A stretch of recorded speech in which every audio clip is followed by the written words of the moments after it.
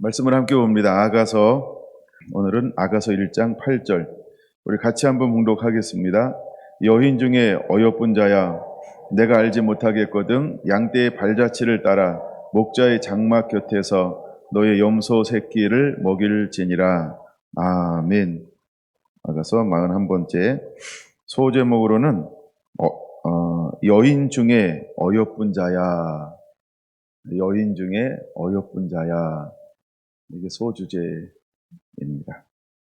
주님은 우리에게 무엇을 보시는가?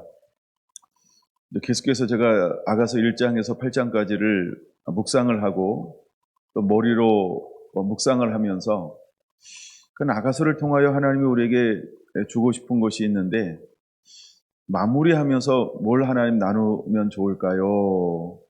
계속해서 이제 이런 묵상을 하고 있었습니다. 근데 크게 두 가지로 나눠지죠. 4장 6절 이전과 4장 6절 이후로 나누어지는 것입니다. 그래서 4장 6절 이전에는 이 술람이 여인을 뭐라고 부르냐면 나의 사랑, 나의 어여쁜 자야. 그럼 어여쁜 것이 무엇이 이렇게 중요한가? 이걸 계속해서 이제 묵상을 하기 시작을 했고, 그 다음에 4장 6절 이후에는 나의 신부야. 드디어 신부가 되었습니다.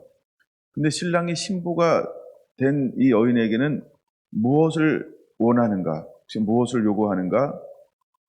그러니까 신랑의 입장에서 한번 묵상을 한번 해보기 시작을 했습니다. 그러면서 오늘은 오전에는 여인 중에 어여쁜 자야. 이게 소제목인 이유는 신랑이 한 여인을 만날 때 어떤 사람을 찾고 있냐는 것이죠. 이게 이제 제 묵상에 하나의 이제 새로운 은혜를 주는데 발단이 되었어요. 하나님은 어떤 사람들을 찾으시느냐? 우리가 이제 대표적으로 볼 때 다윗이었죠. 다윗을 만나는 내 마음에 합한 사람이로다. 이게 이제 대표적인 거예요. 근데 하나님은 히브리서 11장에 기록하고 있는 것처럼 하나님은 매 때, 매 시, 매 번마다 하나님은 어떤 사람들에게 관심을 갖고 있는가라고 하는 겁니다. 믿음의 사람이라는 거예요. 믿음의 사람이라고 하는 것은 하나님께 순종하는 것을 말하고 있죠. 그래서 하나님은 언제나 하나님 말씀에 순종하여 반응하는 자들에게 관심을 가지고 있다는 거예요. 그럼 우리는 어떤 삶을 살아야 할까? 하나님 말씀에 순종하고 반응하는 자, 하나님이 기뻐하는 길을 말없이 묵묵히 걸어갈 수 있는 자, 어떤 환경을 초월해서 하나님을 기쁘시게 할 수 있는 것을 드러내든 드러내지 않든 그 삶을 마음으로 품고 살아가고 있는 사람, 하나님은 매 시대마다 세대마다 이 사람들에게 관심을 가지고 있다라고 하는 겁니다. 또 봤던 우리가 아브라함을 늘 몇 번 봤잖아요. 아브라함은 어떤 사람이었을까? 정말 이방 문화 가운데서 아직 하나님의 문화가 하나님의 말씀이 꽃 피우기 전이었어요. 그러면 아브라함이 살던 시대는 어떤 시대입니까? 암흑의 시대라고 하는 거죠. 영적으로는 패역한 세대라고 하는 거죠. 예배는 완전히 무너진 세대라고 하는 거죠. 어떤 사람도 아브라함 주변에서 하나님을 인식하며 살고 있는 사람이 없었다라고 하는 것입니다. 물론 아브라함은 어떤 후손인가요? 셈의 후손이죠. 근데도 불구하고 아직 드러내놓고 하나님을 경배하거나 찬양하거나 높이거나가 완전히 무너진 세대였다는 거예요. 근데 그 속에서 하나님은 말씀이 있느냐, 믿음이 있느냐, 찬양을 하느냐, 기도를 하느냐, 하나님을 노래하느냐, 이런 걸 본 게 아니라는 거예요. 하나님이 뭘 봤어요? 마음의 중심을 본 거예요. 뭘 봤다고요? 마음의 중심을 본 거예요. 그러니까 그 마음이 무엇을 가지고 살아가느냐? 하나님은 이것을 본 거라고 하는 거예요. 예, 우리 사랑이를 축복합니다. 네, 막 안아주시고 그러셔야 돼요. 그래서 하나님은 우리 마음에 뭘 보신다고요? 중심을 보는 거예요, 중심. 근데 하나님의 문화가 전혀 없는 땅에서 살고 있는 한 사람에게서 하나님은 무엇을 발견했냐 하면 성경은 이렇게 말하죠. 충성되이 여겨 충성됨을 보셨다라고 하는 거예요. 이게 충성됨, 고든 거, 그가 한 번 하나님의 은혜를 주고 뭔가 하나님의 도전을 받고 뭔가 마음의 비침을 받으면 옛걸로 가지 않고 그 비침받은 것을 가지고 평생을 전부를 다하여 살아갈 수 있는, 우리가 목이잖아요. 신부에게 목이잖아요. 예, 근데 목은 의지거든요. 하나님이 그 사람에게 있는 의지를 본 거예요. 의지요. 여러분, 의지는 굉장히 중요합니다. 내가 한번 예수님의 사랑을 경험하고 나면 이 사랑이 진짜네, 전부네, 모든 것이네 해가지고 옛 것을 다 벗어버리고 이거 하나로 어떤 환경이 있든지 좋든지 안 좋든지 이걸 붙잡고 끝까지 살아갈 수 있는 사람, 이게 의지예요. 근데 아브라함이라는 한 청년이 의지가 충성됨을 본 거예요. 그래서 하나님께서 그 많은 셈 후손 중에서 한 사람을 딱 택했어요. 한 사람을. 그리고 하나님은 우리가 생각하는 것보다도 너무너무나 위대한 계획을 그 아브람이라는 한 청년에게 하나님이 쏟아붓고 있어요. 만약에 그가 예수님이라고 하면 우리가 좀 이해가 될 수 있어요. 왜? 예수님은 하나님이면서 하나님의 아들이잖아요. 그런데 아브람은 신이 아니에요. 하나님이 아니에요. 영적인 존재가 아니에요. 우리와 똑같이 뭘 입고 있어요? 육을 입고 있어요. 성정을 가지고 있어요. 그런데 하나님은 아브람을 통해서 무엇인가 새롭게 시작하시고 있다라고 하는 거예요. 여러분, 마지막 때 우리가 하나님이 볼 때 우리가 경주에 살아도, 울릉도에 살아도, 포항에서, 대구에서, 또 서울에서 함께 예배하고 있어요. 저를 만나지 못하지만 이렇게 유튜브를 통해서 인터넷으로 함께 예배하고 있어도 하나님이 우리에게 뭘 볼까요? 중심을 보신다라고 하는 거예요. 중심. 이게 너무 멋지지 않아요? 그럼 우리가 중심이 어떠해야 하냐는 거예요. 그래서 오늘 오전에는 그 부분을 나누려고 하는데, 제가 이제 시간 안에 끝내야 되는데 한번 나누어 보려고 합니다. 먼저 제가 이제 약간 늦게 내려온 이유가, 이 묵상을 하는데 계속 이거에 대한 부담감을 주셔서 이걸 살짝 정리하고 내려오냐고. 그래서 약간 정리하고 내려와야 되잖아요. 창세기 6장을 한번 먼저 보겠습니다. 창세기 6장 3절을 볼까요? 여호와께서 이르시되 나의 영이 영원히 사람과 함께하지 아니하리니 이는 그들이 육신이 됨이라. 그러나 그들의 날은 120년이 되리라 하시니라. 이렇게 말하고 있습니다. 여호와께서 이르시되 나의 영이 영원히 사람과 함께하지 아니하리니 이렇게 말합니다. 아담이 타락했을 때 영이 하나님이 함께하지 않겠다 이렇게 말하지 않고요. 그 이후에 사람들이 점점 하나님을 떠나서 악해지는 것을 보고 육신이 되는 것을 보고 하나님이 이제는 내 영을 그들과 함께하지 아니하겠다라고 하나님께서 선언하셨다라고 하는 거예요. 그럼 여러분 잘 보세요. 하나님의 영이 영원히 함께하지 아니하겠다라고 선언한 사람들은 살아남은 자가 있을까요, 없을까요? 그 이후에 오는 게 뭐예요? 노아 홍수 전부 죽었다는 거예요. 그러면 6장 3절은 우리에게 해당돼요, 우리에게 해당되지 않아요? 우리에게 해당되는데 우리에게 해당되지 않아요. 그럼 결론이 뭐냐면 해당되지 않는다 이렇게 한번 보자는 거예요. 왜? 그 시대 사람들은 다 죽었어요. 맞습니까? 그러니까 3장 6절은 우리에게 해당되는데 해당되지 않죠. 고로 우리에게 해당되지 않는 것이죠. 그래서 하나님이 분노하시면, 하나님이 노하시면 어떻게 되는가? 이걸 보여주는 게 6장 3절이라는 거예요. 그 6장 3절에 사람이 타락했는데 결국 뭐가 되어버렸나요? 짐승만도 못한 육신이 되어져 버린 거예요. 그냥 육이 되어져 버린 거예요. 우리가 육 그러면 우리가 이런 말 쓰잖아요. 고기 덩어리. 여러분, 짐승도 혼이 있어요. 혼의 영역이 있어요. 모든 동물들도. 근데 완전히 육신이 되어져 버렸어요. 완전히 육신이 되어져 버렸어요. 그래서 하나님께서 어떻게 했어요? 사람 지음을 한탄하시고 이들을 멸하기로 하나님이 작정하신 거예요. 한쪽에서는 이 일들이 막 일어나는 거예요. 근데 또 한쪽에서는 어떤 일들이 일어나는가? 그러면 왜 사람들이 육신이 되었는가? 왜 사람들은 육신이 되었을까요? 이것을 2장 15절에서 찾아봐야 합니다. 왜 사람들이 육신이 되었는가? 창세기 2장 15절.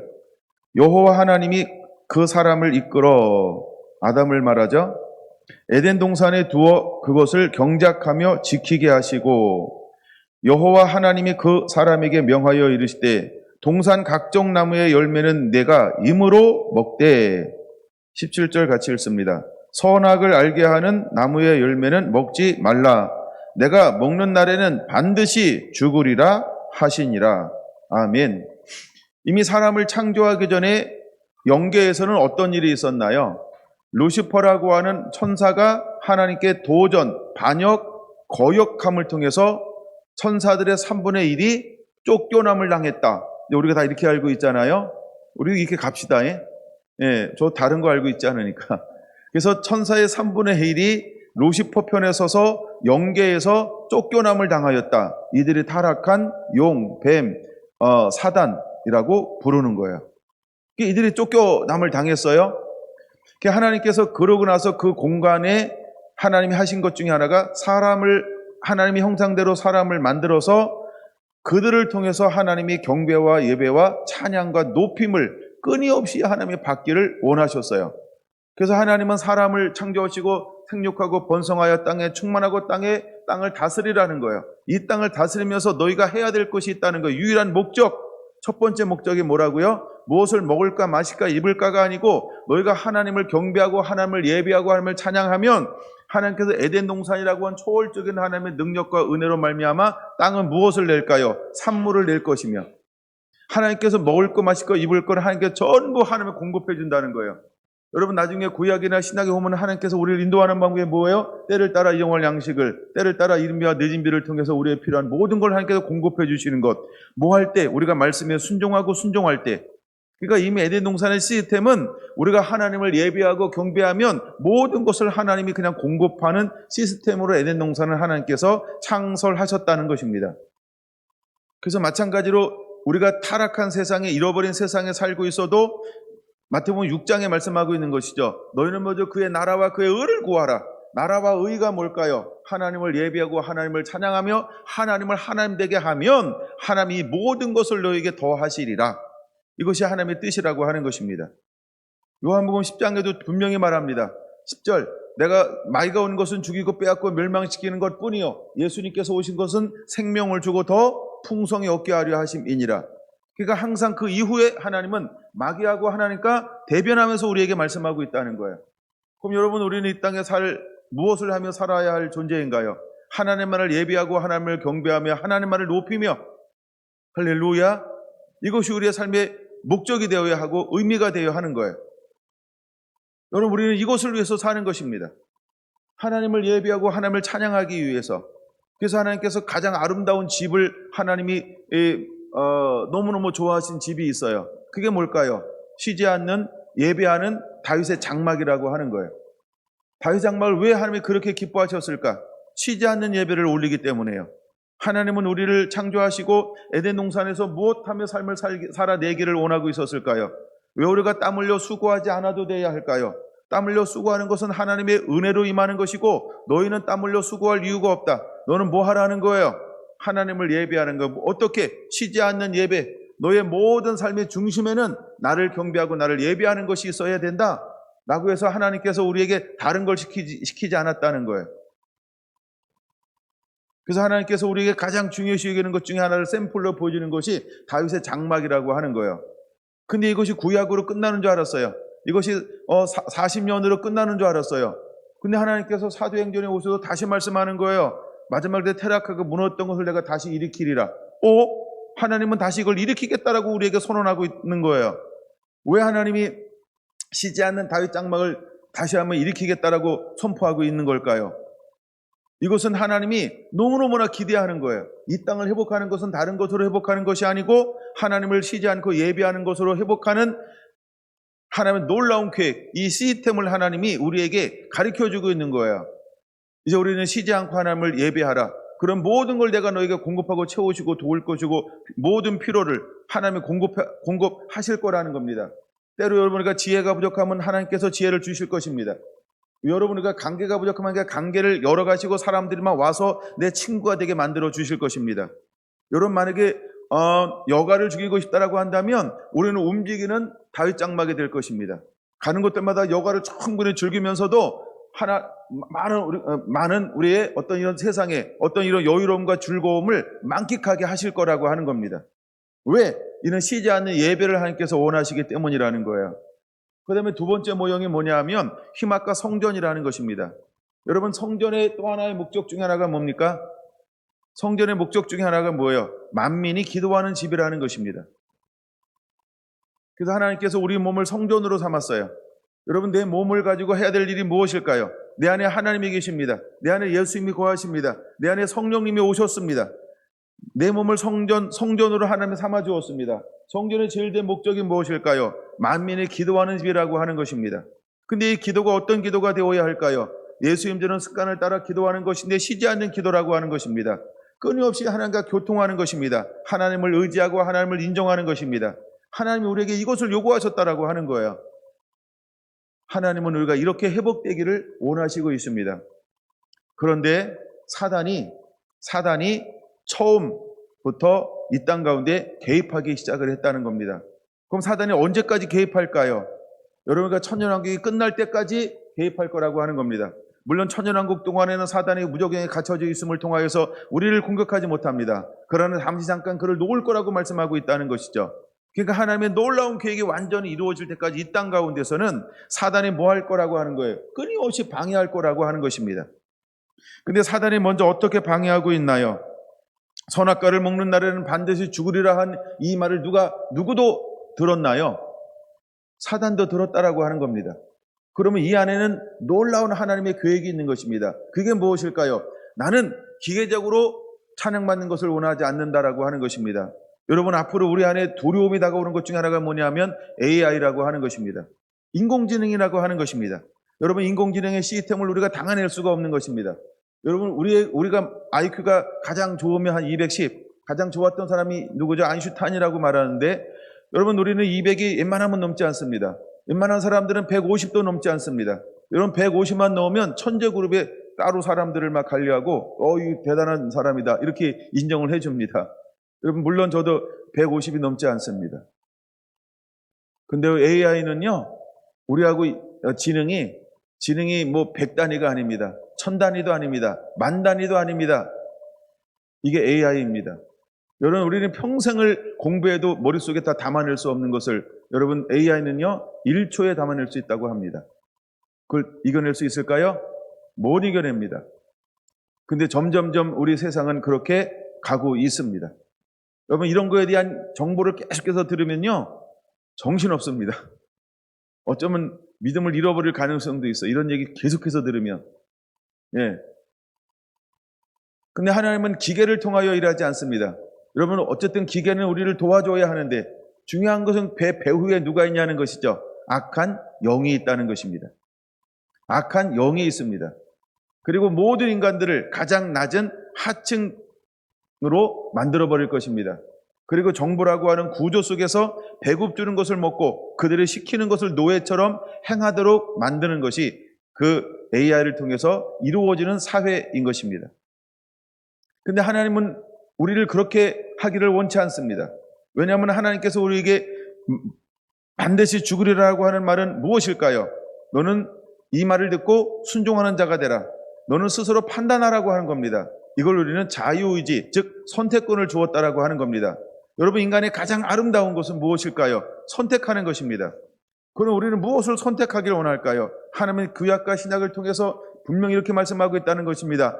우리가 기쁘고 즐겁고 자원함으로 우리가 하나님을 자원함으로 섬기는 겁니다. 기쁨으로 섬기는 것입니다. 기쁨에 겨워, 행복에 겨워, 감사에 겨워, 사랑에 겨워 섬기기를 원하는 것입니다. 우리 마음속에 말할 수 없는 하나님을 향한 열망으로 하나님을 섬기기를 원하는 것입니다. 이걸 우리 이렇게 표현합니다. 하나님을 사랑할 때 너는 마음을 다하여 하나님을 사랑하라. 힘을 다하여 하나님을 사랑하라. 뜻을 다하여 하나님을 사랑하라. 정성을 다하여 하나님을 사랑하라 라고 말씀하고 있습니다. 이게 자유의지라고 하는 것입니다. 근데 여러분, 프로그램으로 돌아간다라고 하는 것은 하나님을 사랑하는 것처럼 보이지만 무엇이 빠졌을까요? 힘을 다할 수 없습니다. 마음을 다할 수 없습니다. 뜻을 다할 수 없습니다. 정성을 다할 수 없습니다. 속지 말자, 사단. 미혹에 주의하자. 예? 여러분, 사단이 우리에게 가져다주는 모든 사단에게서 흘러나오는 초자연적인 영역은 무엇이 배제가 되었을까요? 자율적인 사람들로 말미암아 마음을 다하고 힘을 다하고 뜻을 다하고 정성을 다하는 것을 못하게 합니다. 만약에 그와 같은 이적과 기적과 표적과 평안하다 안전하다라고 하는 시스템이 올 때 우리는 깨달아야 합니다. 내가 마음을 다하여 자발적으로 할 수 없다고 한다면 그 배후에는 사단이 있는 것입니다. 여러분, 우리는 마음을 다하여 사랑해야 합니다. 내가 하고 싶어서 해야 합니다. 억지로, 어거지로, 어쩔 수 없어서 먹고 살기 위해서, 육을 위해서, 존재하기 위해서, 때로는 남편을 위해서, 때로는 아내를 위해서, 때로는 자녀를 위해서, 때로는 부모를 위해서 어쩔 수 없이 합니다.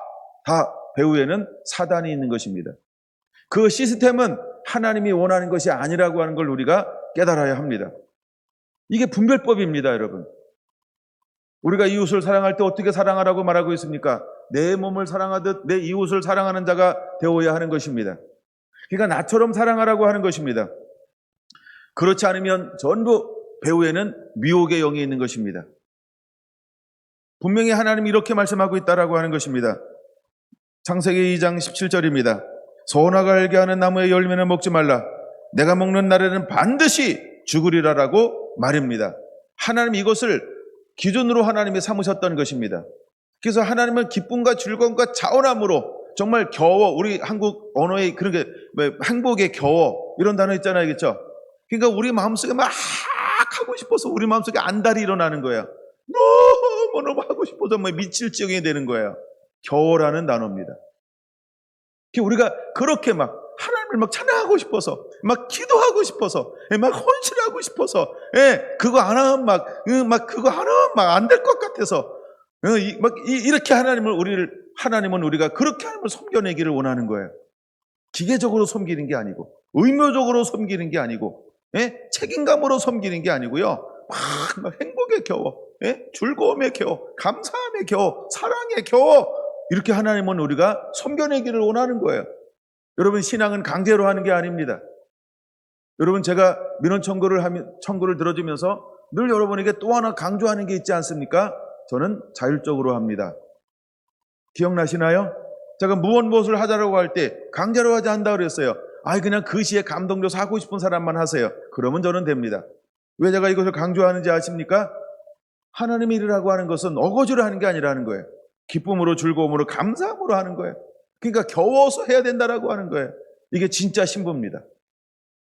이제 여러분들은 점점 말씀을 들으면 들을수록 영적으로 깊어지는 자가 되어야 합니다. 그리고 여러분의 영적 수준은 점점 높아지는 자가 되어야 할 줄로 믿습니다.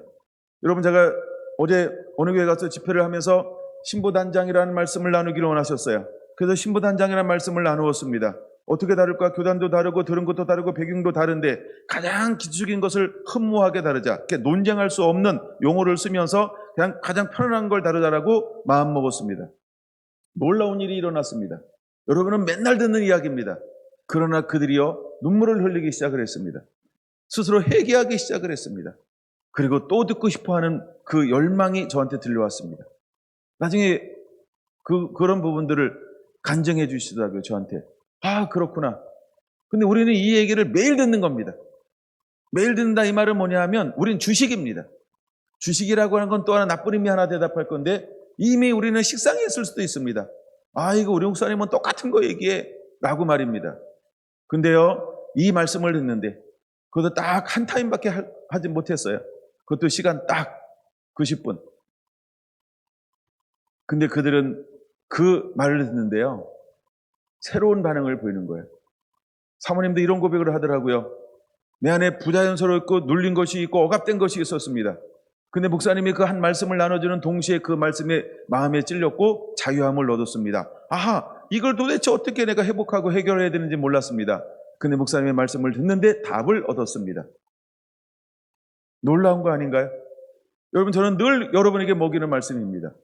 근데 다른 어떤 곳에서는 무엇을 찾고 있나요? 그 어떻게 할 수 없는 우리의 한계점 가운데서 갈 길을 몰라 길을 찾고 있다는 거예요.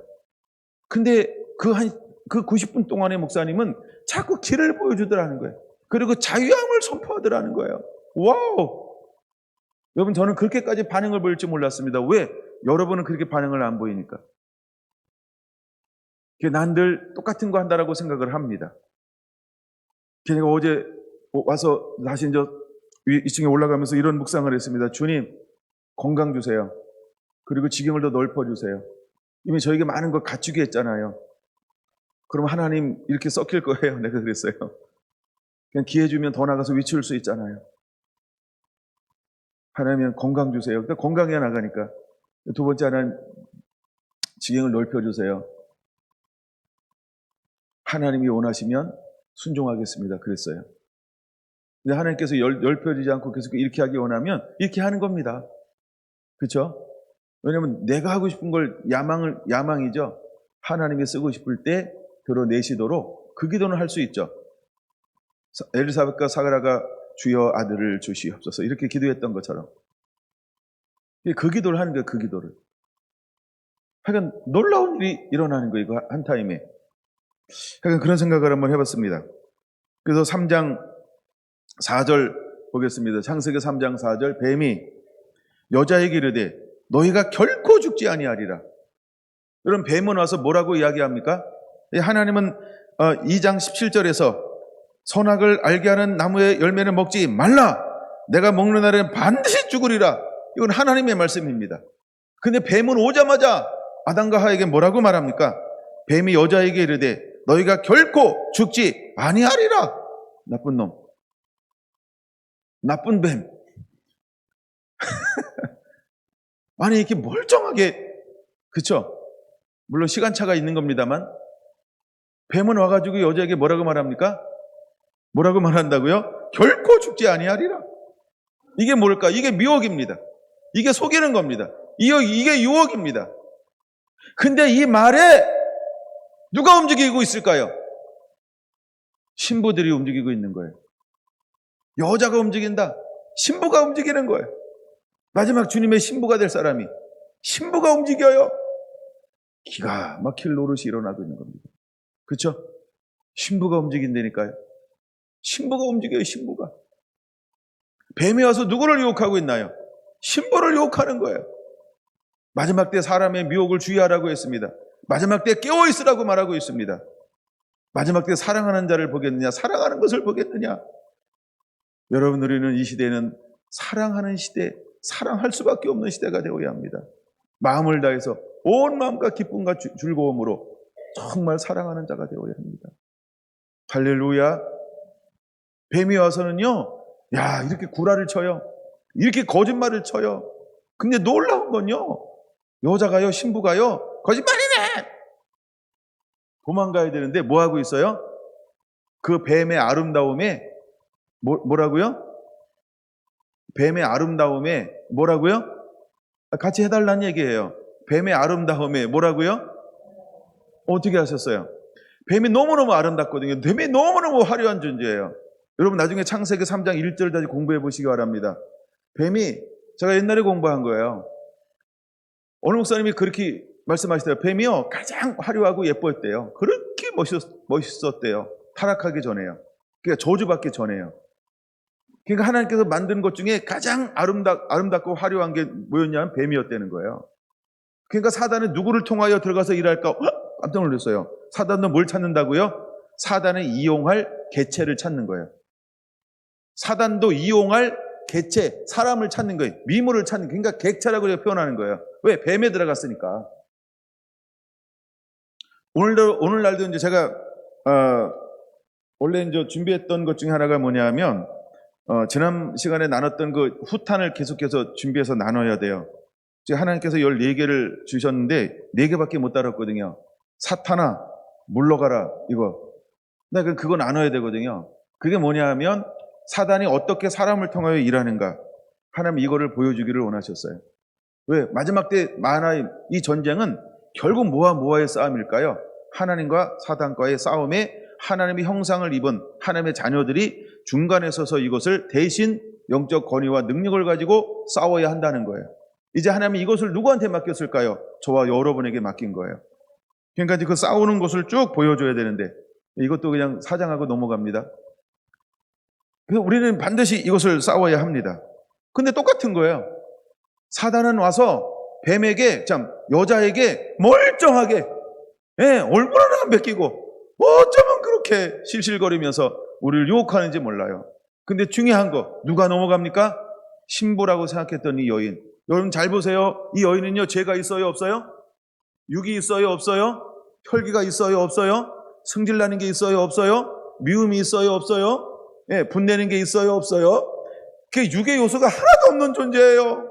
오! 그렇죠? 우리는 육도 있잖아, 혈기도 있잖아, 내 생각도 있잖아, 내 가치관도 있잖아, 내 판단도 있잖아, 우리는 상처도 있잖아. 근데 하와는 뭐가 없어요?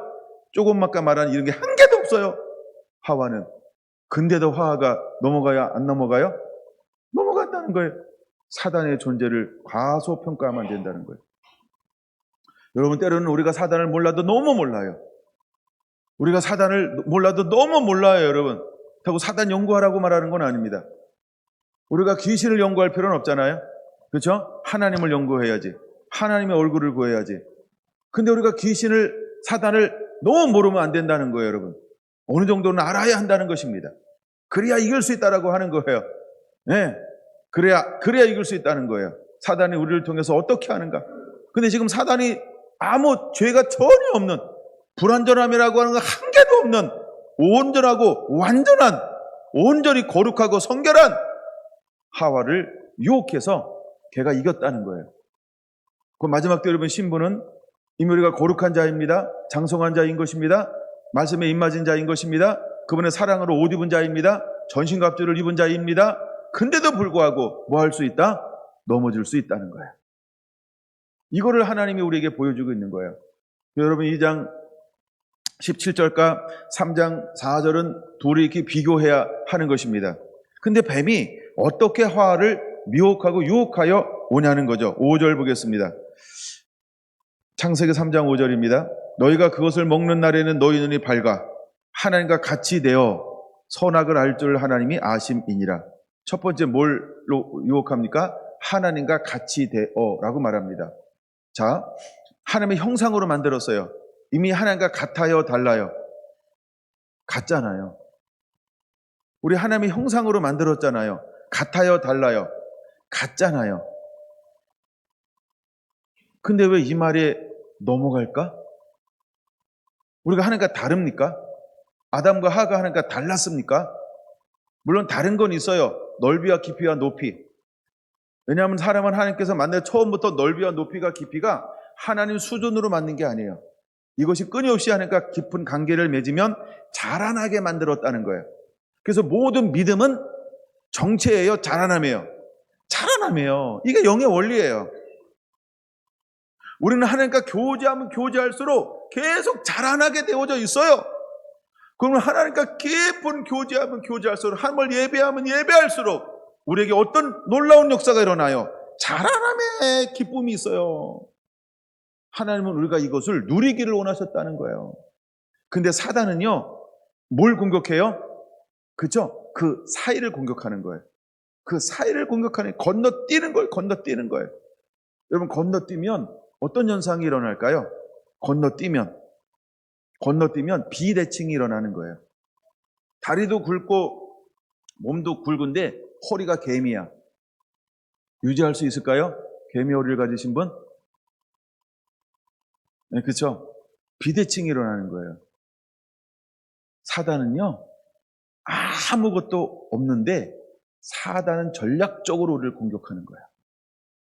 거짓말입니다, 이거는요. 이게 속고 있는 건데 속는 것이 모를 때는 어떻게 들리는 거예요? 그럴듯하게 내가 지금 그 논리에 현혹당하고 있는 거지. 그래서 미혹하는 거예요. 두 번째입니다. 6절. 여자가 그 나무를 본즉 뭐하게 보입니까? 먹음직도 하고 보암직도 하고 죄롭게 할 만큼 탐스럽기도 한지라 라고 말하고 있습니다. 이것이 이제 우리가 육체의 소유이죠. 나중에 이제 요한일서 2장 15절에서 17절 분명히 말하고 있습니다. 나중에 찾아보시고요. 자, 먹었어요. 7절. 이에 그들이 먹었으니까 뭐가 밝아져요? 눈이 밝아져. 그럼 사단의 말은 거짓말이에요? 진짜예요? 진짜예요. 자, 진짜는 진짜인데 이게 이제 마지막 때 분별법입니다. 사단은 마지막 때 뭘로 자기를 가장할 수 있어요? 광명의 천사로 모든 이적과 표적과 기적으로 자기 자신을 드러낼 거예요. 그러니까 마지막 때 표적과 이적과 기적을 쫓는 것 이게 안 된다. 그 말이 맞아요. 맞는데 그것도 반쪽이에요. 어쨌든 하여간 맞는데 반쪽이에요. 자, 보세요. 눈이 밝아졌어요. 눈이 밝아졌어요. 그 다음에 그가 무엇이 가장 중요한 거냐면 이겁니다. 8절 봅니다. 그들이 그날 바람 불 때 동산에 거느시니 뭘 들었어요? 여호와 하나님의 소리를 듣고 여호와 하나님의 소리를 들었어요. 눈이 밝아졌어요. 하나님의 거느시는 소리를 들었어요. 그 다음의 행동입니다. 같이 읽습니다. 아담과 그의 아내가 여호와 하나님의 낯을 피하여. 와, 처음 있는 일이 벌어졌어요. 김경수 목사가 가는데 아내를 슬슬 피해. 뭔 일이래? 어머나, 왜 날 피하지? 그럼 내가 아는 척 해야 돼요? 모르는 척 해야 돼요? 그렇죠? 나도 그냥 모른 척하고 가야 되잖아. 왜? 피하잖아. 무슨 일이 있나 보다. 왜 피할까 나를? 뭔 일이 있는 거죠? 날 피하는데 어머나 석준아 너 어디 가니? 라고 아는 척 했어요. 그럼 석준이가 무안하겠죠. 아이씨 피하고 싶었는데 날 왜 불러? 뭐 이러면서 그렇죠. 근데 지금 하나님이 거니시는 것을 보고 들었어요. 근데 한 번도 없었던 일들이 아담과 하와 속에서 일어나고 있는 거예요. 어디서 이런 반응이 일어나게 만들었을까? 와우! 그렇죠? 이것이 선악과를 먹은 결과라고 하는 거예요. 이것이 먹는 날에는 정령 죽으리라 한 결과라고 하는 거예요. 여러분, 영이 죽어있는 사람들은 하나님을 피합니다. 이게 요한복음 1장에 나오는 거예요. 자기 백성 가운데 왔더니 자기 백성들이 알아보지 못하고 맞이하지 못하고 피하더라는 거예요. 왜 그들이 피할까요? 요한복음 3장은 말합니다. 이 19절에서 22절. 어둠 가운데 있기 때문이라는 거예요. 빛 가운데 행한 자는 자기 행위가 드러날까 하며 빛 가운데 나오느나 어둠 가운데 행하는 자는 자기 행위가 드러날까 두려워하여 빛으로 나오지 못하나니. 그 아담은 왜 나오지 못하는 걸까요? 자기가 어둠에 들어왔다는 걸 그냥 아는 거예요. 하나님을 만나자마자 하나님의 소리를 듣자마자 내 안에 무엇이 들어온 걸 안 걸까요? 어둠! 하나님을 만날 수 없는 그 어둠! 이것이 내 안에 들어온 걸 스스로 알아챈 거예요. 여러분, 우리는 무엇을 다스려야 할까요? 어여쁜 자 일어나나와 함께 가자. 여러분, 이 여인에게 없는 게 뭘까요? 어둠의 요소라는 거예요. 어둠이 없는 거예요, 여러분. 불순종이 없는 거예요, 여러분. 불의함이 없는 거예요. 이 여인은요, 말씀에 순종하는 거예요. 그리고 말씀에 순종하는 삶을 살아내고 있어요. 이게 신부입니다. 내 안에 어둠이 있으면 하나님의 낯을 피하게 돼 있어요. 어둠이 있는 것만큼 기도하지 않고 어둠이 있는 것만큼 순종하지 못하고 어둠이 있는 것만큼 찬양하지 못하고 어둠이 있는 것만큼 말씀 안에 거하지 못하고 어둠이 있는 것만큼 하나님을 가까이 할 수 없어요. 그 안에 어둠이 있기 때문입니다. 하나님이 오셨는데 아담과 하와는요, 하나님의 얼굴을 피하여 숨어버리고 말았어요. 한 번 더 볼까요? 읽다 보니까 너무 재밌었어요.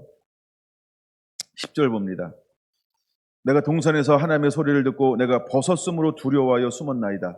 그 안에 뭐가 찾아왔어요? 두려움이요. 뭐가 찾아왔다고요? 두려움이요. 여러분, 신약에서 이렇게 말하는 거 기억나시나요? 우리가 하나님의 사랑을 입어요. 우리가 거듭나요. 우리가 성령을 받아요. 내가 순종, 말씀의 사람이 되어 그러면 그 안에 뭐가 없다 그랬어요? 하나님의 사랑에는 두려움이 없나니. 하나님의 사랑에는, 사랑이 뭐예요? 내 말을 가지고 지키는 자가 사랑하는 자니라. 하나님 말씀대로 사는 사람에게는 뭐가 없다고요? 두려움이 없어요. 근데 아담에게 뭐가 딱 훅 들어왔어요? 하나님을 향한 두려움이요. 여러분 어떤가요? 주님의 신분은 두려움이 없다는 거예요. 난 여러분들이 두려움이 없는 자가 되길 바랍니다. 두려움이 없는데 대신 무엇이 그 안에 만들어질까요? 하나님을 향한 경외가 만들어지는 거예요. 경외함이라고 하는 거예요. 우리가 그 하나님의 이름을 존중히 여기는 자가 되어야 한다는 거예요. 이것이 신부인 것입니다. 여러분 안에 이런 은혜가 임하게 되기를 예수님의 이름으로 축원합니다. 벗었음으로 11절, 누가 너의 벗었음을 내게 알게 하였느냐 라고 말합니다. 누가 알게 했을까요? 내가 먹지 말라 한 것을, 내가 먹지 말라 명한 그 나무의 열매를 내가 먹었느냐? 아담이 이르되 하나님이 주셔서 나와 함께 있게 한 신부가, 여자가, 그가 그 열매, 그 나무의 열매를 내게 주므로 내가 먹었나이다 라고 말합니다. 하나님은 아시는 거예요. 왜 먹지 말라고 한 이유가 있죠. 근데 지금 이런 사단이 일어난 이유도 알고 있는 거예요. 혹시 내가 먹지 말라 한 나무의 열매를 먹었느냐? 라고 말입니다. 마지막 때 우리가 주님께서 오실 때 주님이 두려움으로 다가올 사람들은요, 그냥 아는 거예요. 내가 불순종하고 있다는 거를. 마지막에 여러분 알곡과 가라지 비유를 지난 시간에 말씀드렸죠. 우리 마태복음 13장 다시 한번 여러분들 그것을 읽어야 하는 것입니다. 마지막까지 교회 안에는 누가 있다고요? 알곡도 있고 가라지도 있다라고 하는 겁니다. 모든 교회는 다 똑같습니다. 왜냐하면 사단은 어떤 교회를 놔두지 않습니다. 모든 교회를 다 침투합니다. 예수님의 12 제자 가운데서도 가라지가 있었습니다. 근데 예수님은 마지막까지 그를 뽑아내지 않았습니다. 제자 교체하지 않았습니다. 난 여러분들이 가라지이기를 원치 않습니다. 우리 모두는 다 알곡이어야 합니다. 여러분 다 알곡이 되어야 합니다. 두려움이 없이 하나님을 경외함으로 섬길 수 있는 사람, 하나님 말씀 앞에 두려워 떠는 경외함을 가지고 있는 사람, 하나님을 사랑하여 정말 하나님을 겨워 섬기는 사람, 이런 하나님의 사람들이 되어야 할 줄로 믿습니다.